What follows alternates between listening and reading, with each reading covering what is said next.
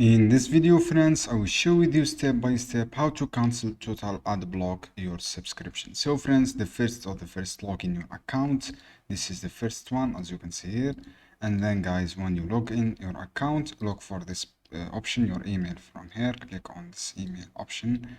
After that, friends, when you click this email, look for your subscription. Click on this my service. This is my service, and then click on cancel your subscription. So guys, this is on your device. If you want to have on your iPhone, go to your app store and click here, go to your app store, log in account on your app, Apple, this is the first one, and then tap your iCloud, and then you can cancel your subscription through your iCloud.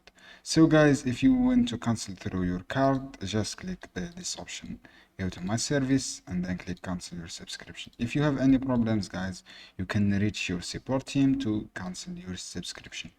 I hope this guide helpful for you guys. Don't forget to give like and give share this video for more content. Let's see you on another video soon. Keep watching.